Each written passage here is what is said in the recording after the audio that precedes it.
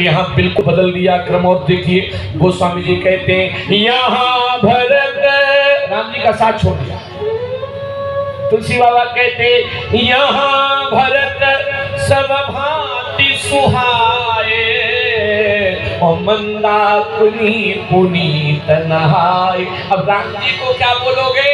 बोले वहाँ राम रजनी अब शेषा जागी सी सपन अस देखा। किसी ने, गोस्वामी जी ने कहा बाबा आप रामायण लिखने में भूल गए, क्यों? बोले राम जी के लिए वहाँ लिख रहे हो और भरत के लिए यहाँ।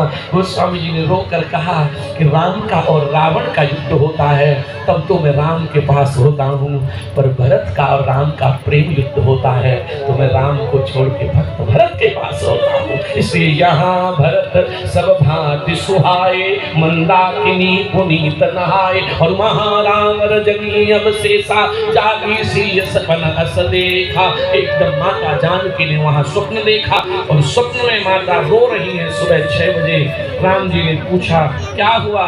राम जी से मां जानकी कहती है आज मैं सुबह सपना देखा है और सपने में मैंने देखा कि सहित सहाय भरत जन आए। मैंने सपने में देखा है कि भरत आए हुए हैं। राम जी के नेत्र सजल भये। राम जी ने कहा सीता मेरा भरत आया है और तू रो रही है।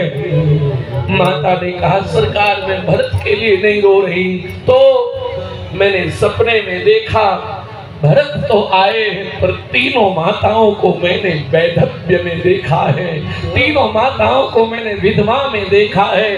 राम जी रोते हुए कहते हैं भरत आ गए? बोले हाँ। राम जी बोले लखन सपन यह नीकन होई। अरे लक्ष्मण ये सपना अच्छा नहीं है।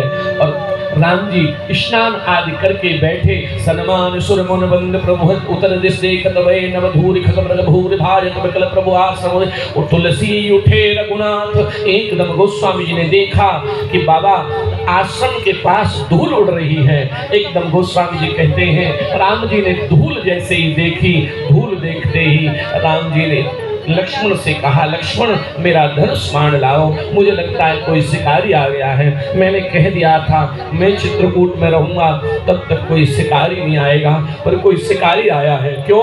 नव धूरि खग मृग भूरि भाजे प्रभु विकल प्रभु आश्रम गए।